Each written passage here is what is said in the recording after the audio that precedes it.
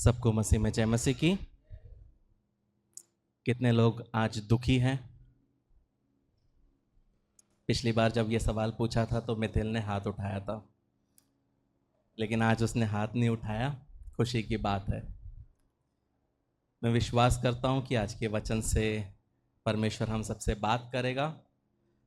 प्रेरितों के काम 28 उसका 1 से 6 आज का वचन।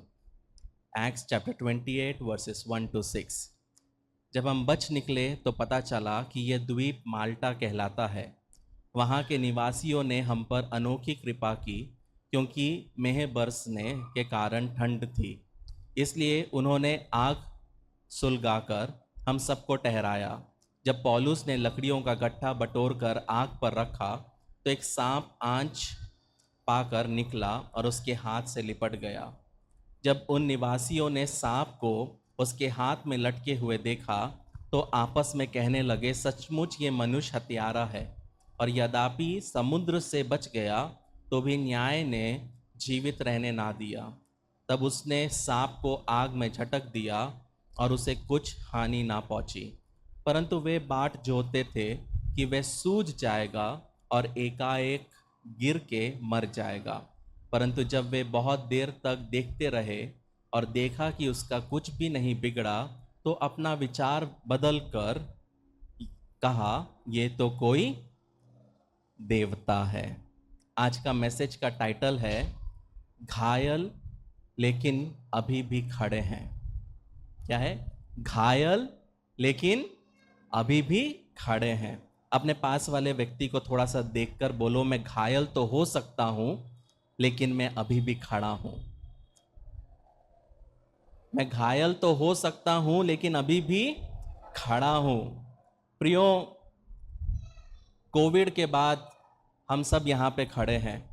बहुत से जन हैं यहाँ पे जिन्होंने अपने घरों को खोया, किसी ने परिवारों को खोया, किसी ने डॉक्टर के खराब रिपोर्टों को सुना। लेकिन रिपोर्ट सुनने के बाद भी, बीमार होने के बाद भी आज हम में से बहुत लोग यहाँ पे क्या है, खड़े हैं। हम अभी भी यहाँ हैं। शैतान ने हमको तोड़ने की कोशिश की, उसने हमें परखने की कोशिश की, उसने हमें गहरे घाव दिए। ऐसे समय आए जब हम अंधेरे में से होके गुजरे, लेकिन फिर भी हम बोल सकते कि आज मैं मजबूती से यहाँ पे खड़ा हूँ। हम यहाँ खड़े हैं प्रियो, और ये शैतान को दिखाता है कि हम अभी भी क्या कर रहे हैं, सांस ले रहे हैं, हम अभी भी विश्वास में आगे बढ़ रहे हैं।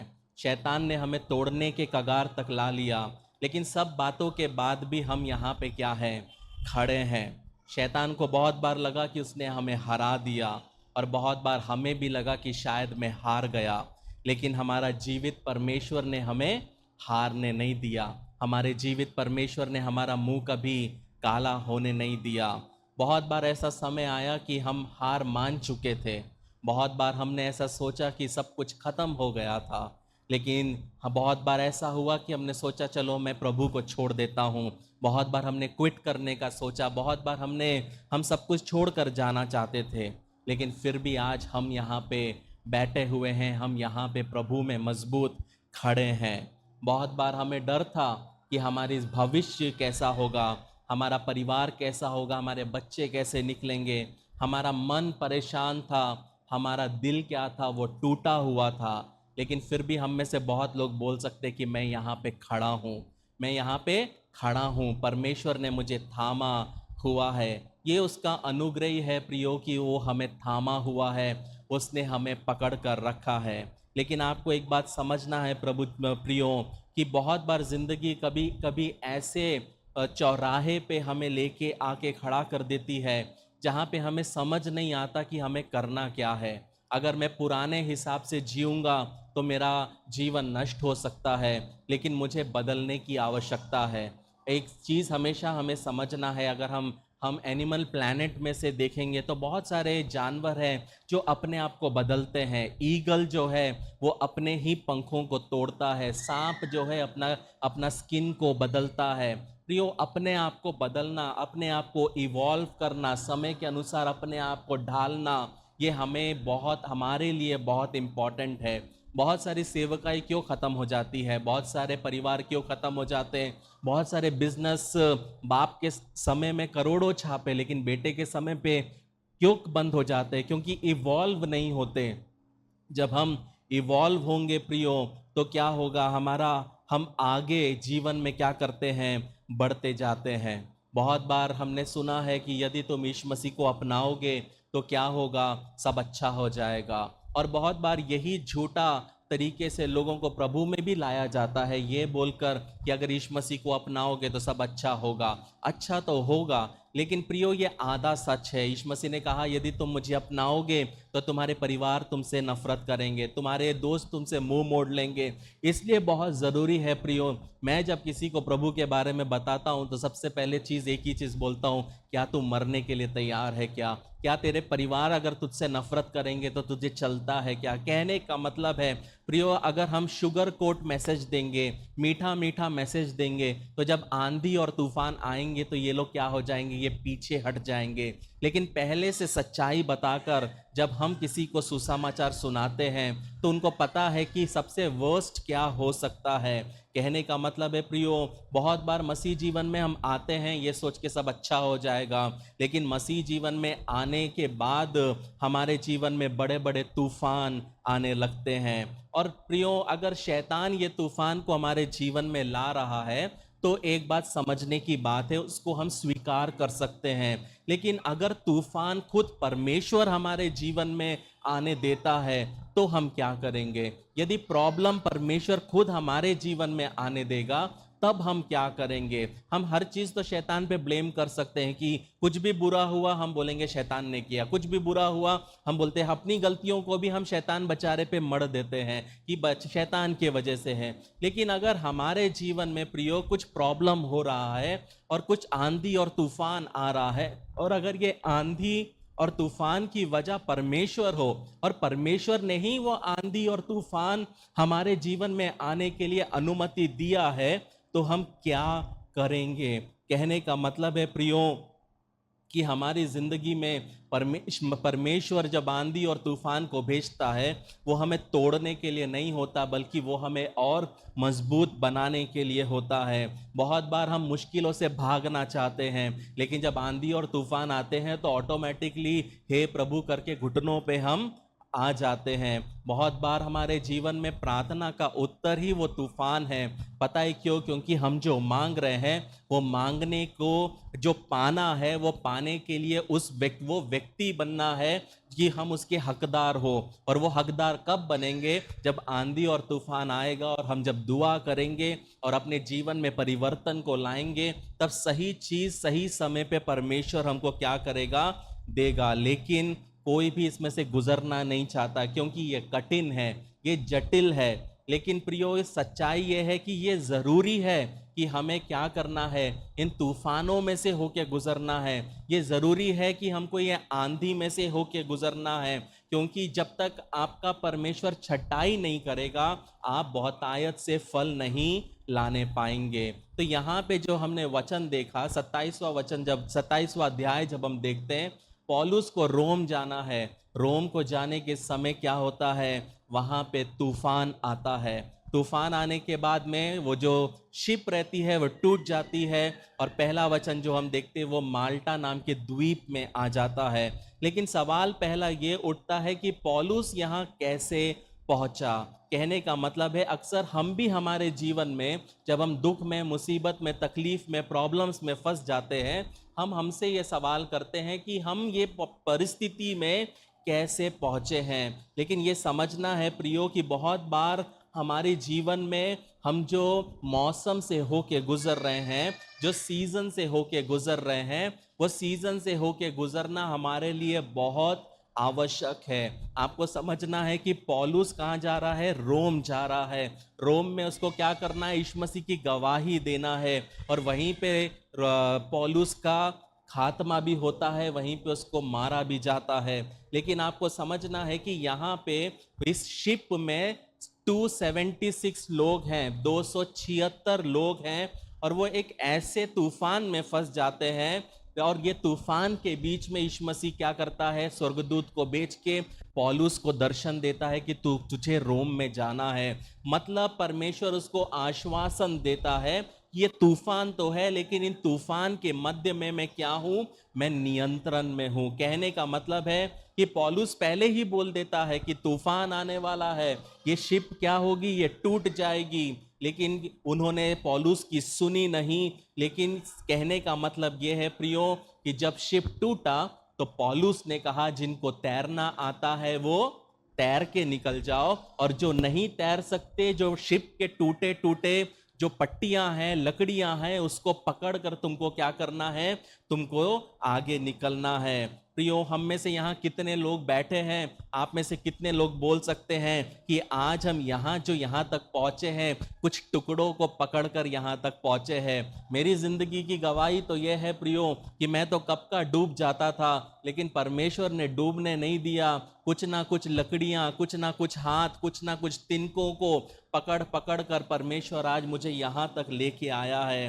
कहने का मतलब है प्रियो, हम सबके जीवन में हमारे ऐसी परिस्थितियां आती है कि हम तैर नहीं पाते, लेकिन किसी का सहारा, किसी पट्टी का सहारा, किसी लकड़ी का सहारा को लेते हुए मसीह जीवन में हम क्या करते हैं? आगे बढ़ते हैं। बाहर से तो हम मुस्कुरा रहे हैं, लेकिन मन ही मन हम जानते हैं कि हमको तैरना तो आता नहीं है। लेकिन फिर भी हम किसी के सहारे हम क्या करते हैं? हम एक द्वीप में पहुंच जाते हैं। बहुत बार हम टूटे हुए जज्बातों के द्वारा हम जी लेते हैं। कभी कभी हम टूटे हुए सोच के द्वारा हम जी लेते हैं। कभी कभी हम टूटी हुई आर्थिक अवस्था में हम जी लेते हैं। कभी कभी हम टूटे हुए रिश्तों में जी लेते हैं। लेकिन फिर भी प्रियो, परमेश्वर क्या करता है? परमेश्वर हमको जहां पहुंचाना है वहां पे पहुंचा ही देता है। हमको पता है मैं अभी भी अंदर से टूटा हूं, हमको पता है मैं अभी भी तैर रहा हूं, हमको पता है हाँ मैं थोड़ा घायल हूं, लेकिन मैं आगे बढ़ रहा हूं। मुझे पूरा तो दिख नहीं रहा है, लेकिन मेरे को पता है कि परमेश्वर ने जो जगह मेरे लिए तय किया है वो जगह पे पहुंचाने के लिए मेरा परमेश्वर सक्षम है। मैं आज किसी से एक चीज बहुत क्लियरली कहना चाहता हूं। इस वचन से परमेश्वर का आत्मा एक ही चीज कहना चाहता है, तू अपनी मंजिल जरूर पहुंचेगा। तू अपनी मंजिल जरूर पहुंचेगा। यदि तुझे उस पर विश्वास है जिसने तुझे चुना है, तो आप अपनी मंजिल को देखने पाओगे। हाँ, जिंदगी में तूफान तो आएंगे, संघर्ष रहेंगे, और जो तूफान है वो तकलीफदायक रहेंगे, लेकिन आपको यह समझना है कि यह तूफान शैतान की ओर से नहीं है, यह तूफान परमेश्वर के द्वारा है। क्योंकि जब तक तू ये तूफान को पार नहीं करेगा, तो परमेश्वर के काम के लायक नहीं बनेगा। कहने का मतलब है प्रियो, मैं जब सेवकाई में था, ये मेरी जीवन की गवाही है कि जब मैं सेवकाई में निकला, मैं सिर्फ सेवकाई से जीने का कोशिश करता था। मीटिंग्स मिलेगा तो कुछ मिलेगा, उसके अलावा मेरे पास में कुछ नहीं है। लेकिन मेरी जिंदगी में परमेश्वर ने मुझे ऐसा तोड़ा, ऐसा तिनके पे लटकाया कि मुझे खुद काम करना पड़ा, मुझे खुद अपना कंपनी खोलना पड़ा। आज मैं जो हूं, जहां हूं, वो प्रियो किसी के चंदे से नहीं है, किसी के दिए हुए से नहीं है, मेहनत से कमाया हुआ है। कहने का मतलब है प्रियो, परमेश्वर जिंदगी में ऐसी ऐसी परिस्थिति लाता है, क्योंकि अगर मैं उसी सोच में चलता तो आज मेरे परिवार को जो मैं दे सकता हूं वो मैं तब नहीं दे पाता था।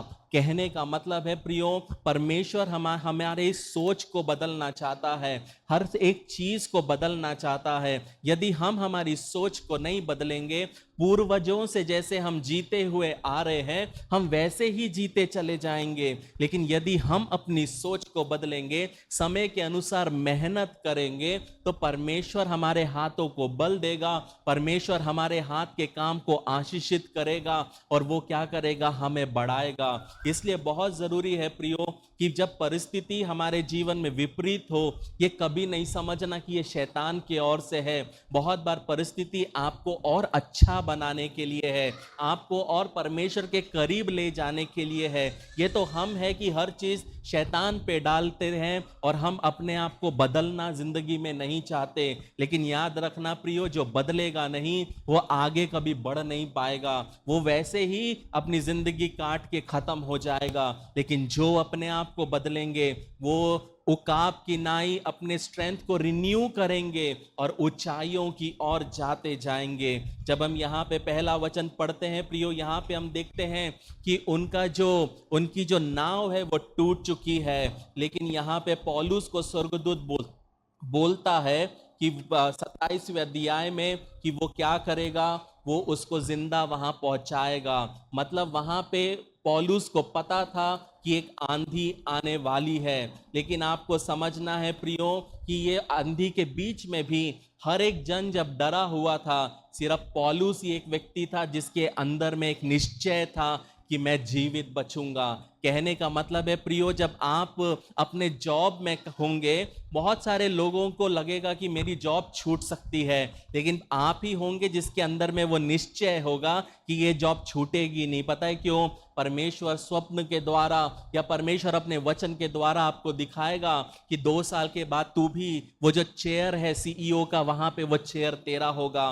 प्रियो, कहने का मतलब है मसीह व्यक्ति कभी भी निश्चिंत होके जीता है, क्योंकि परमेश्वर उसको आगे होने वाली बातों को क्या करता है, बताता है। लेकिन आपको समझना है प्रियो कि अगर परमेश्वर हमें तोड़ता भी है, उस टूटने में भी परमेश्वर हमारे साथ रहता है। लेकिन एक बात समझना है कि अगर परमेश्वर हमारे पदों को क्या करता है, अगर हमारे कदमों को परमेश्वर अगर ऑर्डर में लाता है, तो आपको समझना है कि वो ठहराव को भी ऑर्डर में लाता है। अगर परमेश्वर मेरे कदमों को स्थापित करता है, तो परमेश्वर ही मेरे कदमों को रोकने वाला भी है।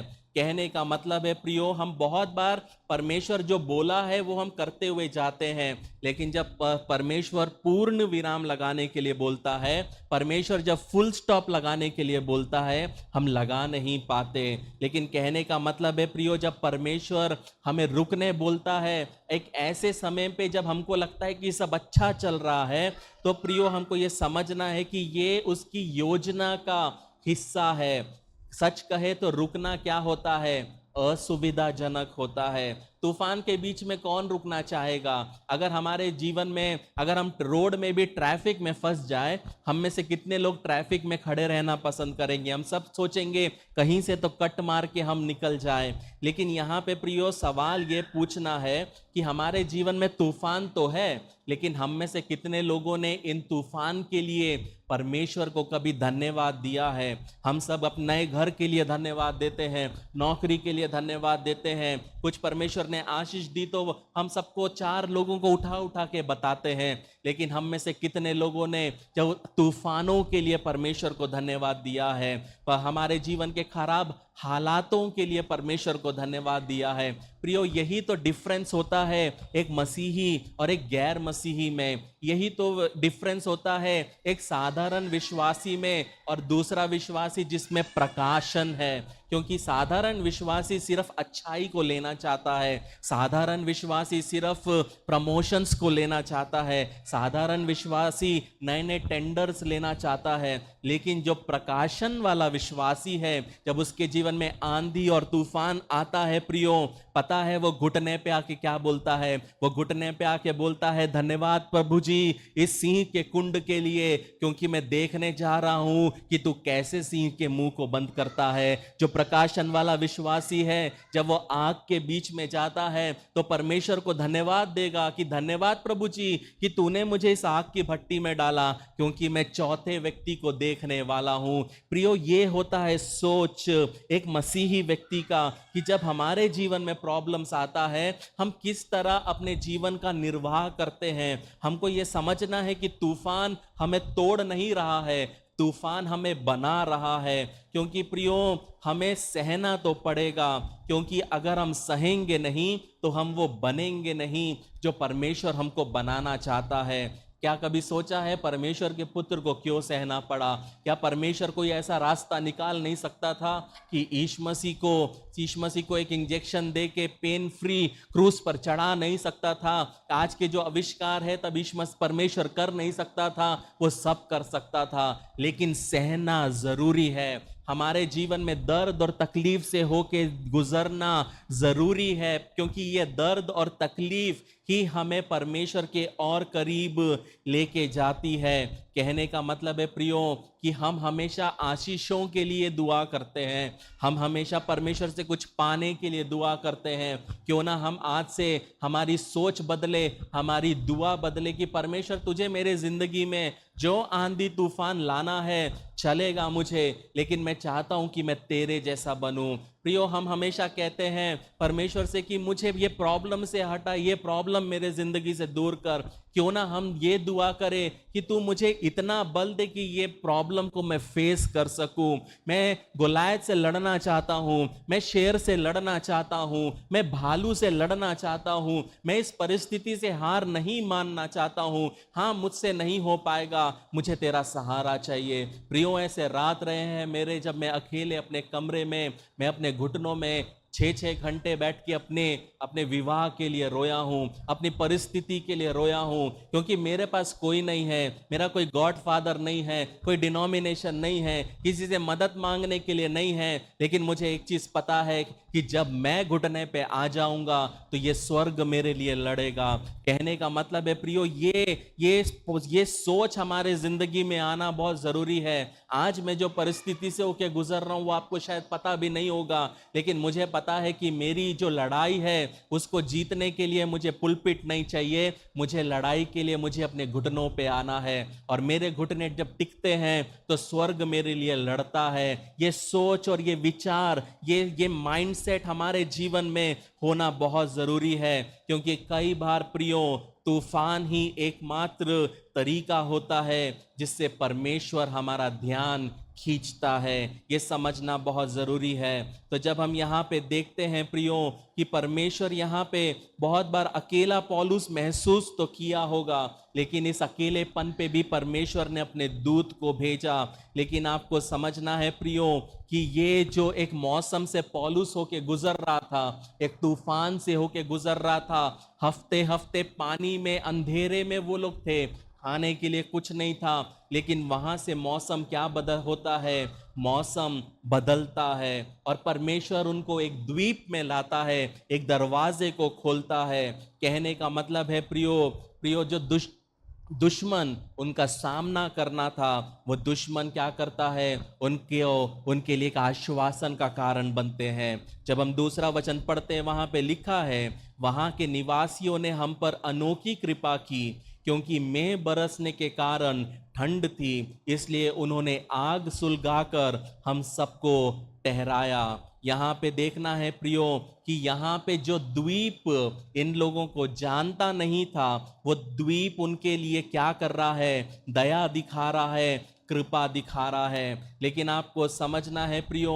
कि यहाँ पे ये जो लोग हैं ये रोमी नहीं है, यहाँ के लोग जो है वो ग्रीक नहीं है, लेकिन यहाँ पे लिखा है वहाँ के निवासी। कहने का मतलब है जब अमेरिका का कोई व्यक्ति इंडिया में आएगा तो वो नहीं बोलेगा जब मैं अमेरिकन्स के बीच में गया, वो क्या बोलेगा, जब मैं हिंदुस्तान में गया, जब मैं भारत में गया। तो पौलुस यहाँ पे बोलता है वहाँ के निवासी।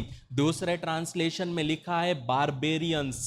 बारबेरियंस मतलब वो लोग जो लोग इन बहुत ही बिल्कुल भी पढ़े लिखे नहीं हैं, जानवरों को खाएंगे, कुछ भी करेंगे, उस तरह के लोग, इनके पढ़े लिखे नहीं थे।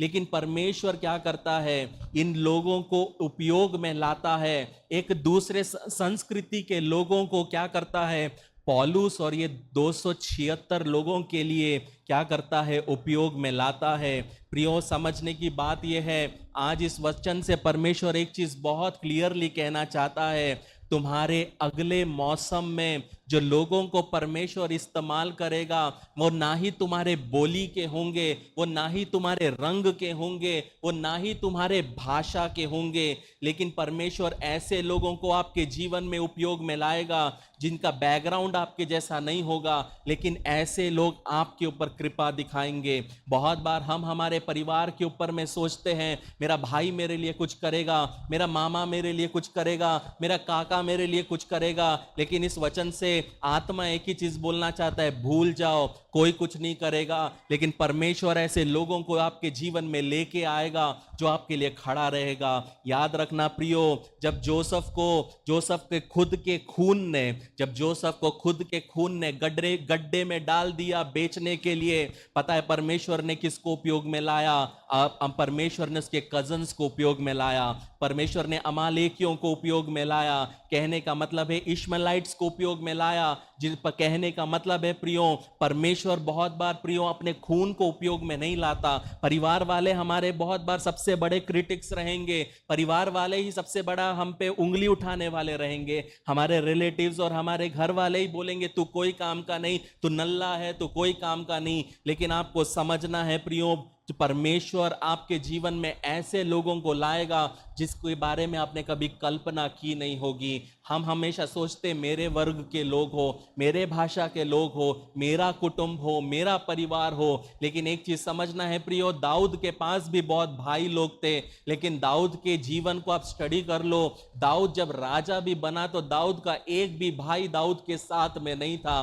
कहने का मतलब है प्रियो, परमेश्वर ने दाऊद के ऊपर जो बुलाहट को दी, वो बुलाहट को पूरा किया, लेकिन परमेश्वर ने बुलाहट को पूरा करने के लिए सही लोग भी परमेश्वर ने दाऊद को दिए। दाऊद ने कभी नहीं सोचा मेरे 4 भाई हैं, टीके 4 भाई मेरे साथ हमेशा खड़े रहेंगे। नहीं प्रियो, मसीह जीवन अकेलापन का जिंदगी है, मसीह के साथ चलना सबसे बड़ा अकेलापन है। लेकिन इस अकेलेपन में भी परमेश्वर ऐसे लोगों को, ऐसे परिवारों को अपनी जिंदगी में लाएगा जो आपकी जिंदगी में खुशहाली भर देंगे। कहने का मतलब है प्रियो, हम चाहते हैं हमारी संस्कृति के लोग हो, हमारी जाति के लोग हो, हम चाहते हैं कि हम मराठी हो, हम चाहते हैं तेलुगु ही हो, हम चाहते हैं तमिल हो, हम चाहते हैं मलयालम हो, हम सब एक ही चीज चाहते हैं। और पता क्या होता है, इस वजह से प्रियो बहुत बार हम परमेश्वर के काम को देख नहीं पाते। कहने का मतलब है प्रियो, हम सोचते मेरे ही लोग मेरे साथ होने चाहिए, मैं यही लोगों के बीच में सेवकाई करूंगा, इसलिए परमेश्वर बहुत से रास्तों को खोल ही नहीं पाता। कहने का मतलब है प्रियो, जब हम परमेश्वर के हाथ में सौंप देते हैं, परमेश्वर मराठी लाए, तमिल लाए, तेलुगु लाए, मलयालम लाए, उर्दू लाए, गुजराती लाए, हमको कोई फर्क नहीं पड़ता। जिसको भी लाए वो परमेश्वर का बेटा है, वो परमेश्वर की बेटी है। और इसी वजह से बहुत बार लोग परमेश्वर के काम को देख नहीं पाते। क्यों नहीं देख पाते? क्योंकि वो इवॉल्व होना नहीं चाहते, क्योंकि वो बदलना नहीं चाहते। बहुत सी कलीसिया पता है कब बढ़ती है? अगर उस चर्च में कोई बच्चा पैदा हुआ या चर्च में कोई विवाह हुआ, तभी वो कलीसिया बढ़ेगी। 20-20 साल से उतते। पता है क्यों? क्योंकि वो चाहते ही नहीं है बदलना, क्योंकि वो चाहते ही नहीं है इवॉल्व होना, वो चाहते ही नहीं है परमेश्वर को काम करने देना। क्योंकि एक चीज जो दिमाग में बैठा दिया, हम बदलेंगे नहीं। प्रियो, ये जो माइंडसेट है प्रियो, ये कभी भी ना हमको, ना हमारे परिवार को, ना हमारी सेवकाई में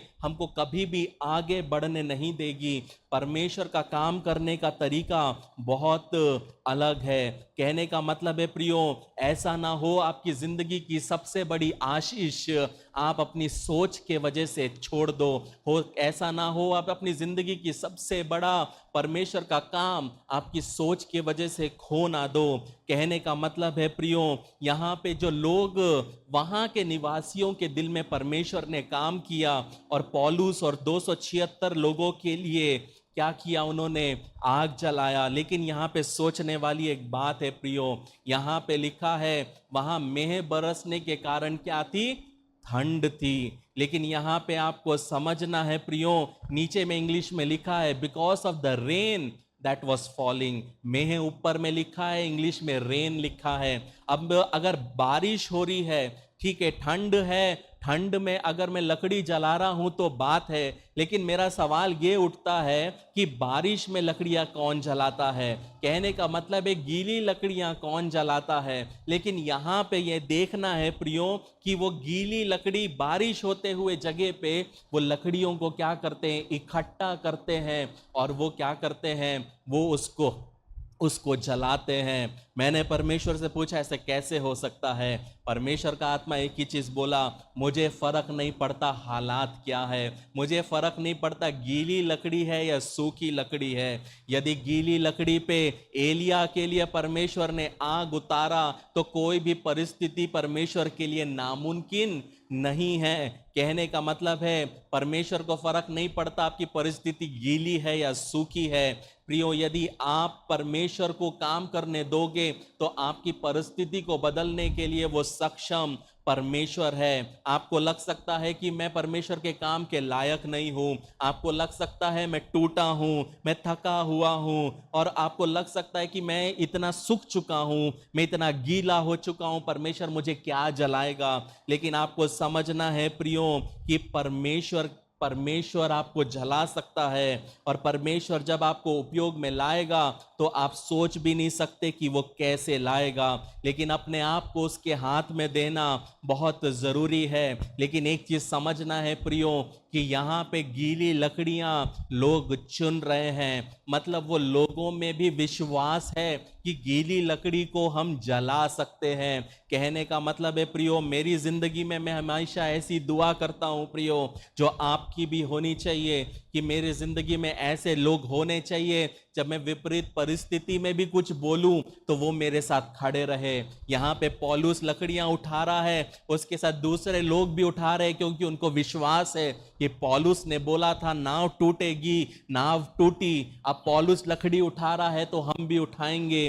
कहने का मतलब है प्रियो कि जब हम परमेश्वर के विश्वास करके आगे बढ़ते हैं, हमारे हालात जो हैं, हमारी परिस्थिति जो है, वो हमको भले दिखेगी नहीं कि बदल रही है, लेकिन सही समय पे परमेश्वर उसको बदलने के लिए है। आज एक व्यक्ति से परमेश्वर एक चीज़ बहुत क्लियरली कहना चाहता है। शायद आपके पास में डिग्री नहीं होगी, हो सकता है कि आपके माता पिता के पास कुछ नहीं होगा, हो सकता है आप ऐसे बैकग्राउंड से नहीं आते, हो सकता है आपको लग रहा है कि मैंने अपनी ज़िंदगी को बिगाड़ दिया है, मैंने अपनी जवानी को ख़राब कर दिया है, मैंने अपने विवाह को तोड़ दिया है, मैंने अपने परिवार को ख़राब कर दिया है। लेकिन आपको समझना, इस वचन से परमेश्वर का आत्मा एक चीज़ कहना चाहता है कि तू अपनी ज़िंदगी में ठंड या गीलेपन को मत देख।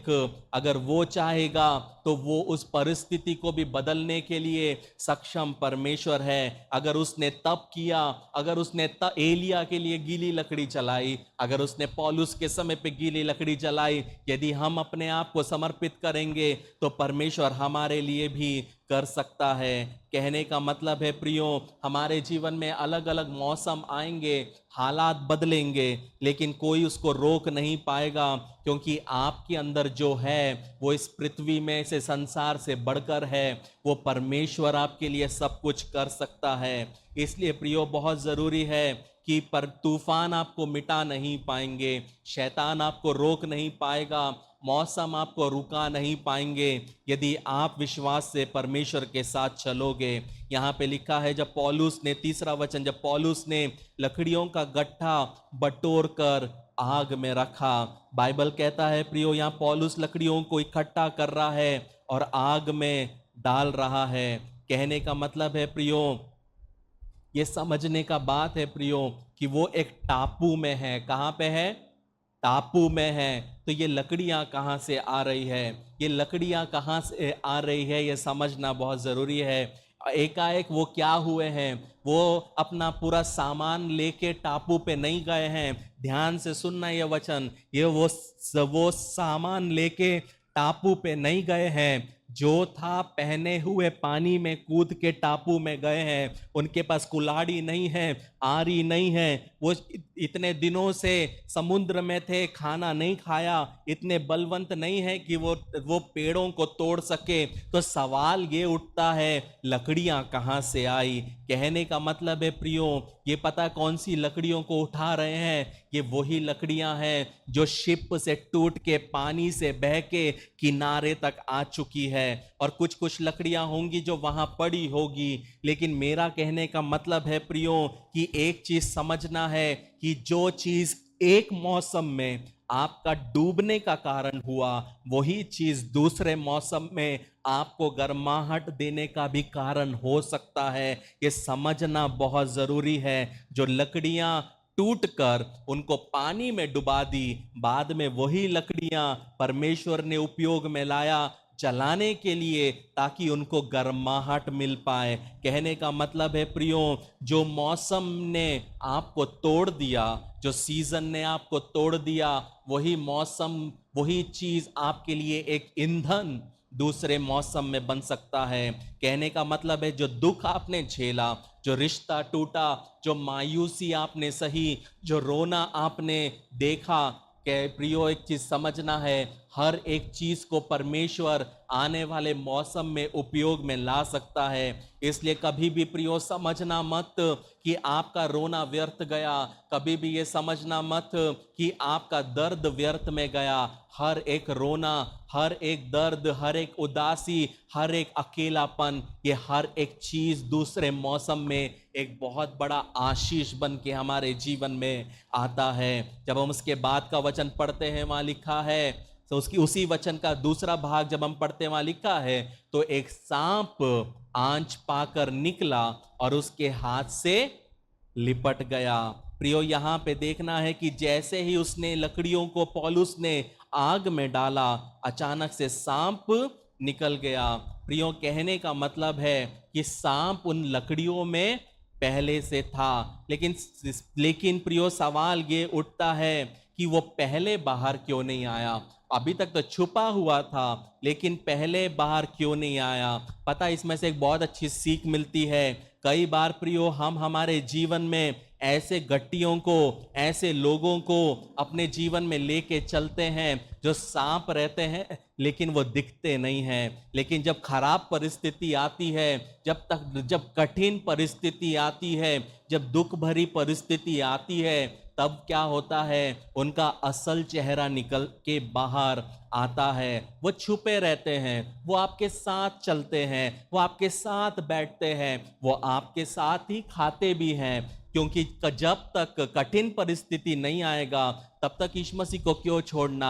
यहूदा इस्करियोती भी यही सोचा, मैं यीशु मसीह के साथ चलता रहूंगा, चंगाइयां भी होगी, मेरा नाम भी बनेगा, मेरा अच्छा प्रोफाइल भी होगा, मेरे वायरल भी मैं हो जाऊंगा, लोग मुझे जानने भी लगेंगे।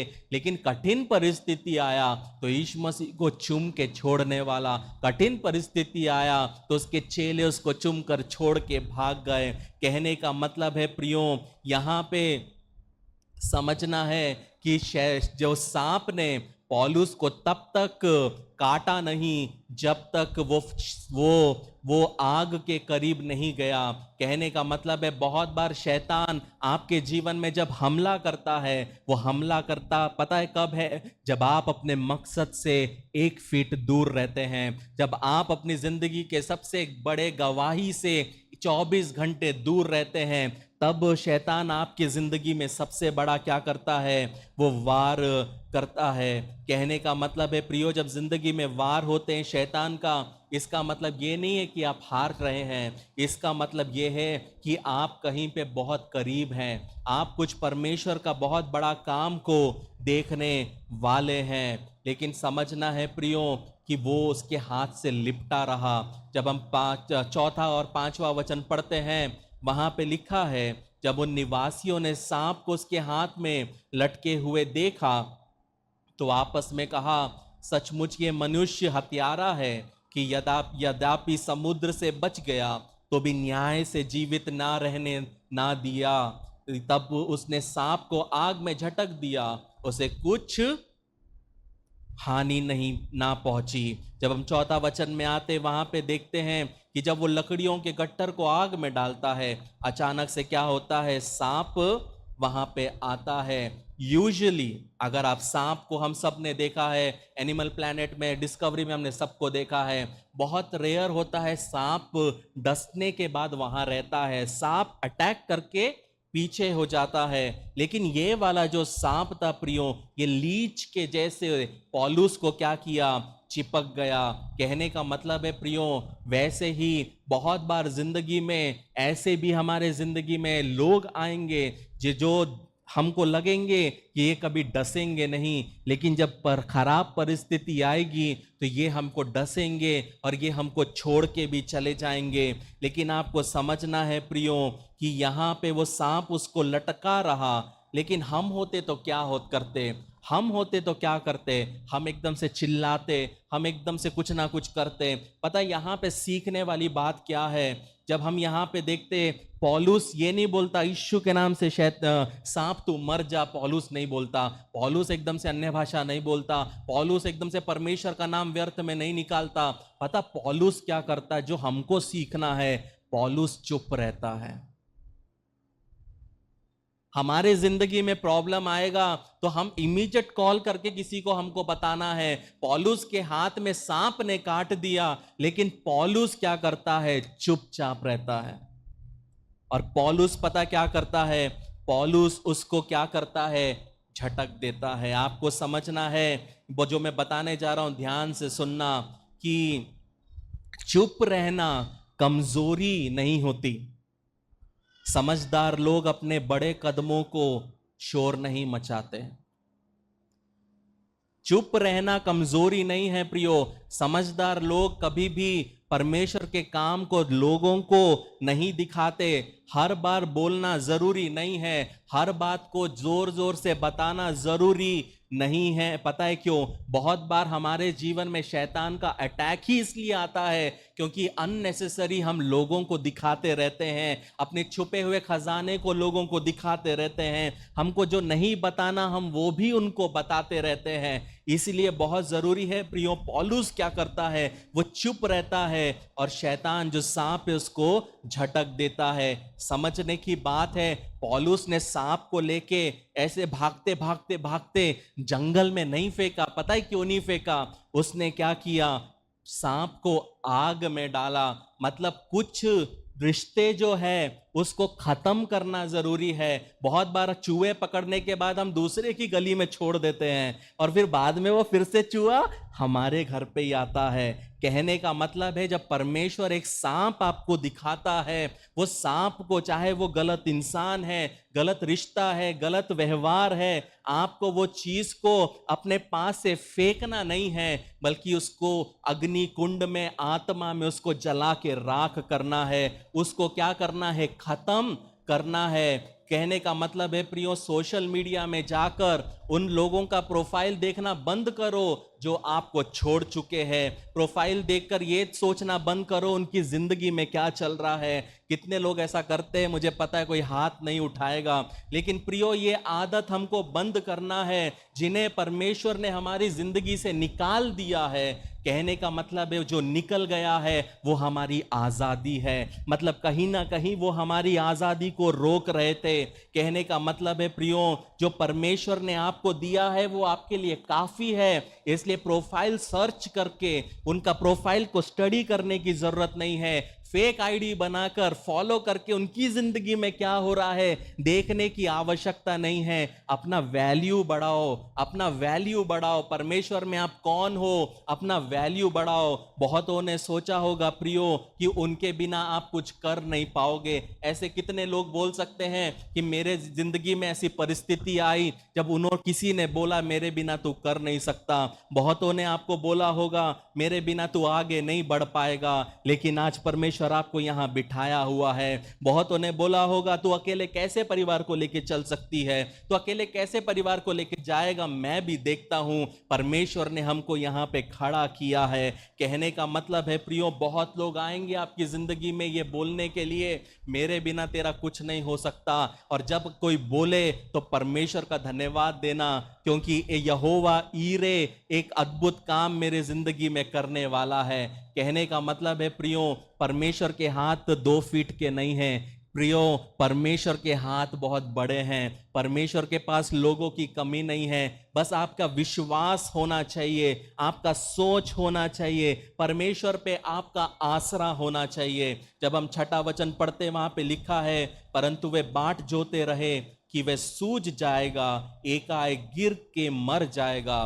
परंतु जब वे बहुत देर तक देखते रहे कि और देखा कि उसका कुछ भी नहीं बिगड़ा, तो अपना विचार बदल कर कहा ये तो कोई देवता है। यहां पे आपको समझना है प्रियो, जब हम आखिरी लास्ट वचन पढ़ते हैं, 4वां वचन आई थिंक सो, वहां पे हम देखते हैं जब ये सब निकलते हैं, जब पौलुस को सांप काटता है तो वो लोग बोलते हैं कि सचमुच ये मनुष्य हत्यारा है, यद्यपि समुद्र से बच गया तो भी न्याय से जीवित रहने ना दिया जाएगा। पता है उन्होंने वो क्यों बोला?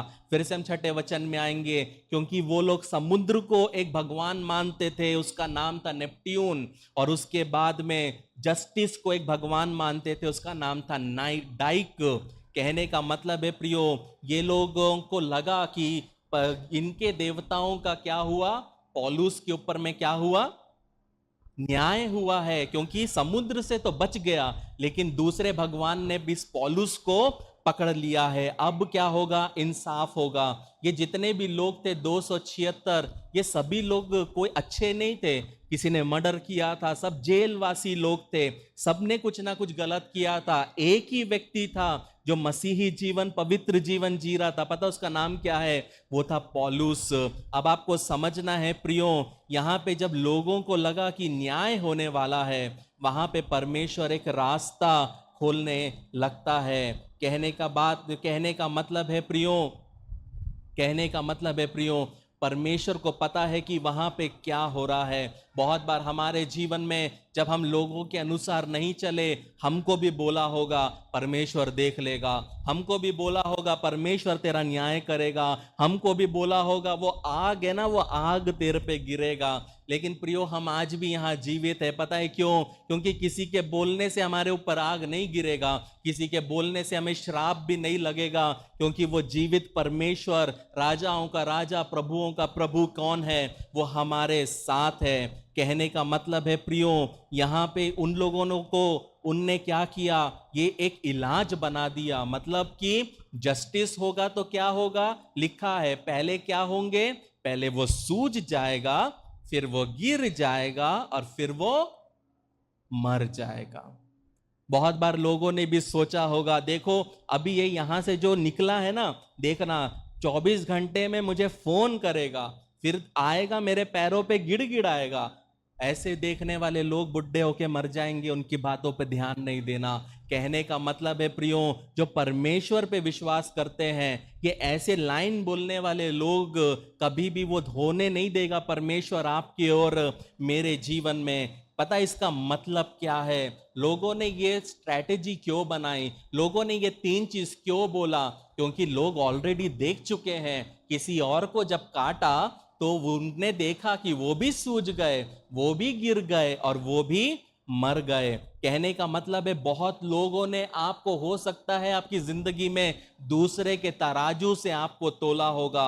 और बहुत से बच्चे लोग तो बोल ही सकते हैं कि माँ बाप ने हमें कंपेयर तो बिल्कुल किया है, देख उसकी लड़की को, देख देख उसके लड़के को, देख कितनों ने किया है। ये सबसे गलत बात है एक माँ बाप को करने का, जो बच्चों को कंपेयर माँ बाप करते हैं। लेकिन यहां पे भी तोलना प्रियो कभी नहीं होना चाहिए, ना मसीह जीवन में होना चाहिए, ना परिवार में होना चाहिए। यहां पे भी उन्होंने क्या किया? पौलुस को तोला। पहले कोई मरा होगा, उससे पौलुस को तोला। हो सकता है बहुत लोग आपको तोल रहे होंगे, लेकिन कहने का मतलब है जो तोलेंगे उनको तोलते रहने दो। परमेश्वर आपको उनके तोलने के अनुसार कभी भी गिरने नहीं देगा। लेकिन यहां पे एक सवाल उठता है, 276 लोग उस जहाज में थे, इतने सारे लोग उस टापू में थे, सांप ने काटा तो सिर्फ पौलुस को क्यों काटा?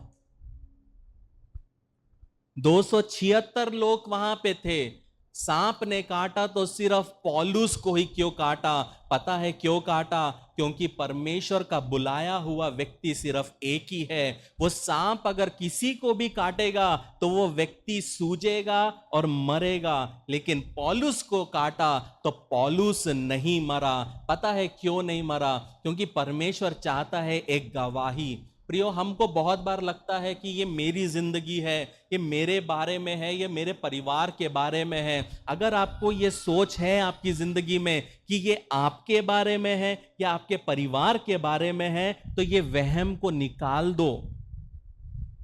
मसीह जीवन परमेश्वर के बारे में है। परमेश्वर आपके साथ जैसा चाहेगा वो करेगा। पता है क्यों? ताकि उसको महिमा मिले। आप में से कितने लोगों ने कब जिंदगी में सोचा है कि मेरे साथ ही ऐसा क्यों हो रहा है?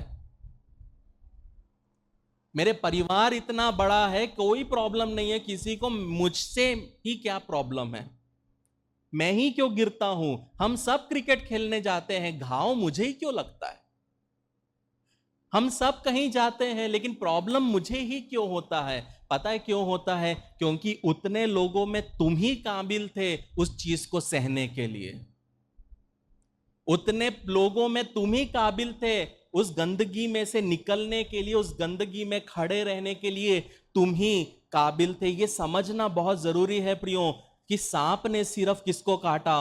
पौलुस को काटा। पता है क्यों काटा? क्योंकि पौलुस ही अकेला व्यक्ति था जो उस सांप के डंग को सहन कर सकता था। आप सोचोगे ऑफिस में इतने सारे लोग हैं, बॉस को मुझसे ही क्या प्रॉब्लम है, क्योंकि बाकी लोग क्विट कर देंगे, तुम ही हो जो तुम वहां पे पकड़ के खड़े हो सकते हो। पता है क्यों?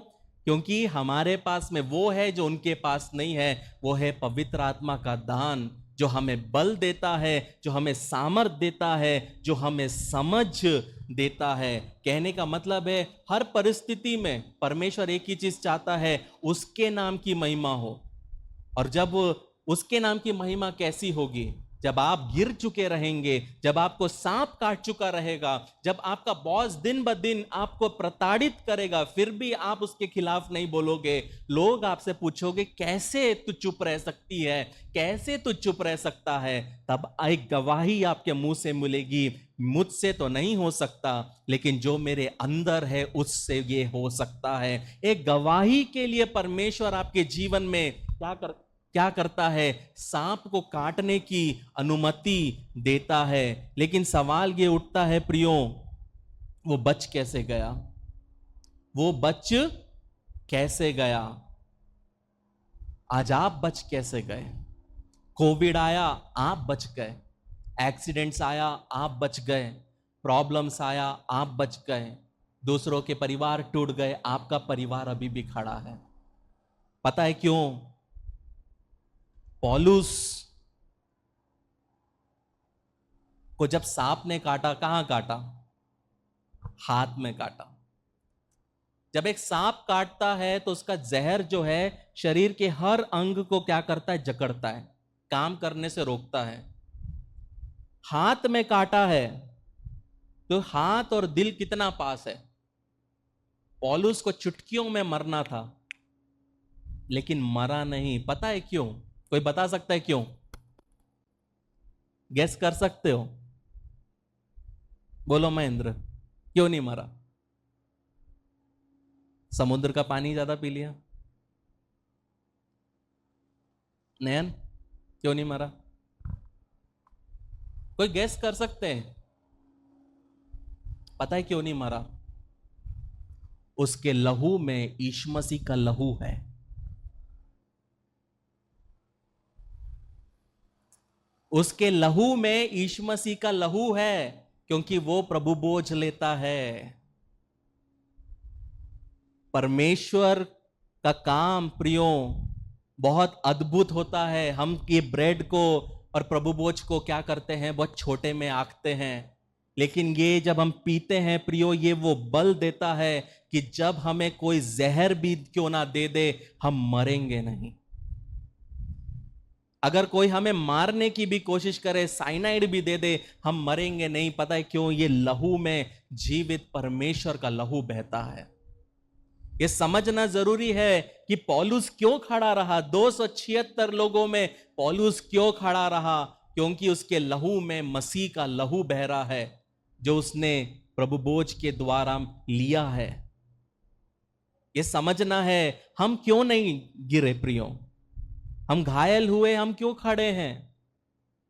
हम थक जाते हैं, लेकिन ये बल कहां से मिलता है? ये बल उस लहू से मिलता है जो कलवरी पे बहा था।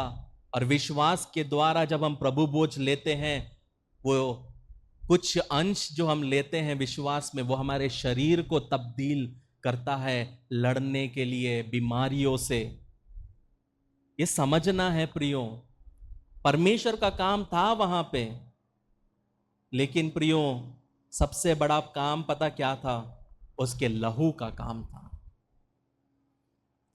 पौलुस को परमेश्वर ने पहले ही बोला था कि शिप टूटेगा,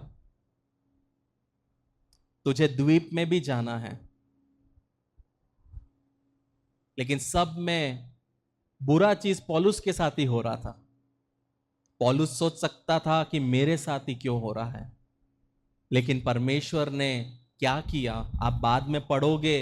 उसी जगह में एक व्यक्ति को दुआ करता है, वो ठीक होता है, बहुत सारे लोग प्रभु में आते हैं। अचानक से पौलुस जो साधारण व्यक्ति था 276 में लीडर बन जाता है और बहुतों को प्रभु में लेके आता है। प्रियो, ये होता है जब आप सच्चाई से, खराई से, पवित्रता से, ईमानदारी से जो परमेश्वर बोलता है आप चलते हो, तो सही समय पे वो आपको खड़ा करता है।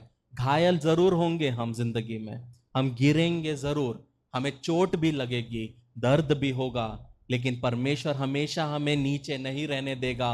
वो हमें खड़ा करेगा, हमें ऊंचाई पे लेके जाएगा, क्योंकि वो राजाओं का प्रभु है। वो राजाओं का राजा है और वो प्रभुओं का प्रभु है। परमेश्वर इस वचन से आप सबको आशीषित करे। आमीन। तो आप विवाह के लिए आगे कदम बढ़ाने को तैयार हैं। बधाई। इससे पहले कि आप अपनी शादी के दिन की तैयारी में जुट जाएं, योजना बनाएं और परेशान होने लगें, एक सबसे महत्वपूर्ण बात न भूलें, आपकी शादी। एक अध्ययन के अनुसार विवाह पूर्व परामर्श या वैवाहिक थेरेपी पूरा करने वाले जोड़ों में तलाक की संभावना 31% तक कम होती है और कोर्टशिप टू मैरिज इसमें आपकी मदद करता है। हमारे कोर्स और पाठों में विवाहित जीवन के संघर्षों, वास्तविकताओं और रोजमर्रा की दिनचर्या जैसे कई विषय सम्मिलित किए गए हैं। इस कार्यक्रम पर कई जोड़ों का भरोसा रहा है जो जिंदगी के इस नए स्तर पर जाने के लिए तैयार हैं। लेकिन इसके लिए सिर्फ हमारी बात को ही न माने, आप अपना पहला पाठ मुफ्त सीख सकते हैं। एक बार जब आप कोर्टशिप टू मैरिज के साथ रजिस्ट्रेशन करते हैं तो आप हमारी 30 दिन की मनी बैक गारंटी द्वारा भी सुरक्षित रहते हैं और आप तैयार हैं एक सुखी वैवाहिक जीवन के लिए। courtship2marriage.com पर आज ही अपना